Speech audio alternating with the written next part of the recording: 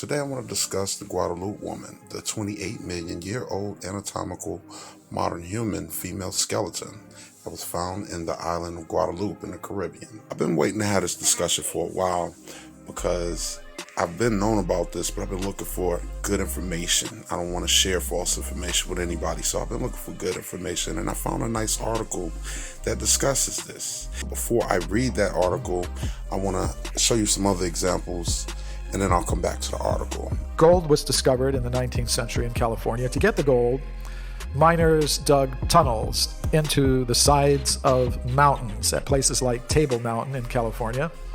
And deep inside the tunnels in the solid rock, the miners found human bones and human artifacts.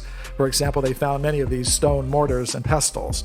Now, what makes these discoveries so interesting to me is that they were found in layers of solid rock that belong to the early part of the geological period called the Eocene, which means they'd be about 50 million years old. These discoveries were announced to the scientific world by Dr. J.D. Whitney, who was the chief government geologist of California.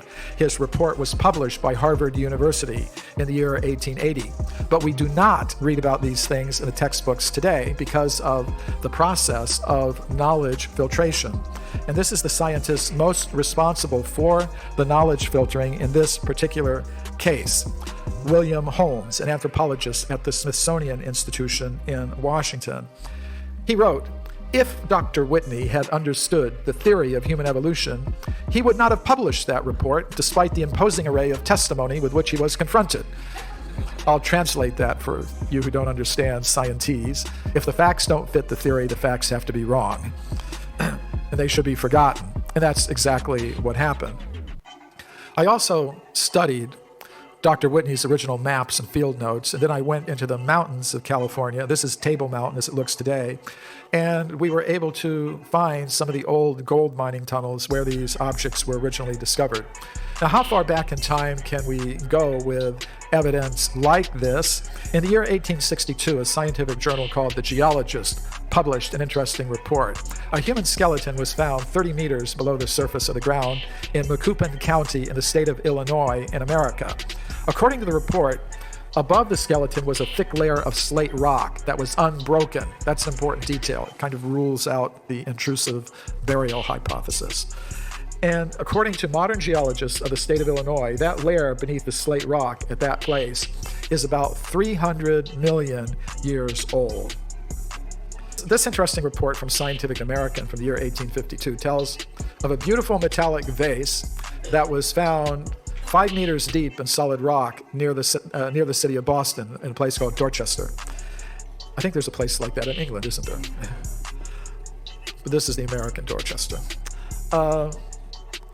It was a beautiful silver inlaid vase with some beautiful floral pattern engraved in it, and it was found 5 meters deep in solid rock. And according to modern geologists of the United States Geological Survey, the age of the rock at that place, at that depth, is about 600 million years.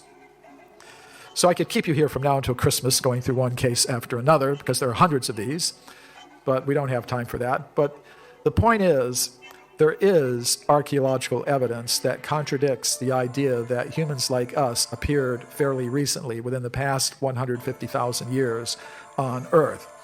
And this archaeological evidence is consistent with the writings of many ancient wisdom traditions, such as the ancient Sanskrit writings of India, which tell us humans have been present on Earth for millions and millions of years in the course of cyclical time. So hopefully this gives you an example of how real information is and how information has been suppressed from us. So let's get back to this article. Let me start right here. So the article comes from Mysteries Unsolved and was written by Inhale, and it's breaking down a whole lot more information than other posts that I've seen about this. The Guadalupe skeleton found on the Isle of Grand Terre in Guadeloupe and given to the British Museum engraved plate from Charles Knag's article in the Philosophical Transactions of the Royal Society of London in 1814, and it says the source of the image and everything, and they check it's a legitimate image. All right, so let's first of all acknowledge the fact that This happened, they found this in 1814. This is pre-Charles Darwin, pre the theory of evolution. Okay, let's start with that. The English Navy captured the French Caribbean island of Guadalupe from the French in 1810, and a large amount of booty was seized and shipped back to England. There were numerous items in this collection, one of which was a large slab of stone kept by the French and which contained the unusual feature of a human skeleton encased within the rock, which had been pulled from a much larger slab on the northeastern coast that measured more than 1 mile in length.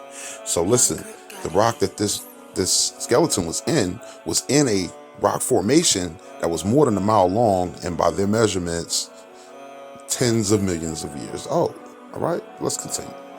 In fact, the remains were nearly complete, with only the head and feet missing. They appeared to have belonged to a modern woman who would have measured approximately 5.2 feet tall in real life. There were some questions about how this skeleton could have made its way into what was described as hard, impenetrable rock, estimated as being from possibly the Miocene age, around 25 million years old, in a time period during which many of you may already be aware that there were no modern human beings on the planet.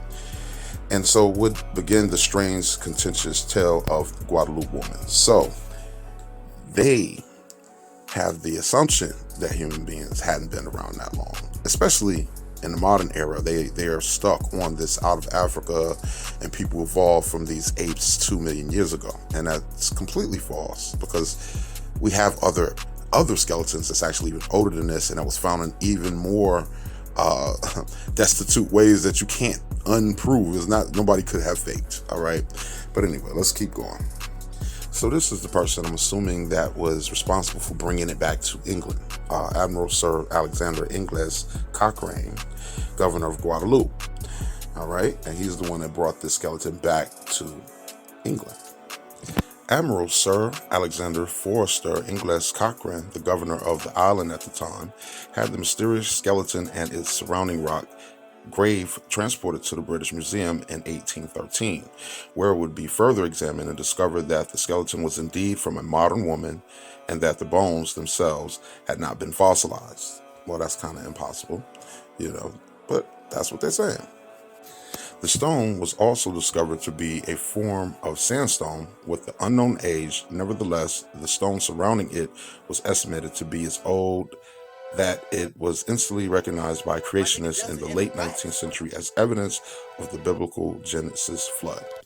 Okay, so one thing you got to keep in mind is a lot of these people want to prove the Bible or disprove the Bible, and the scientists will give information, and then somebody that's not a scientist or archaeologist will come back and say, well, that can't be right because that don't fit with this.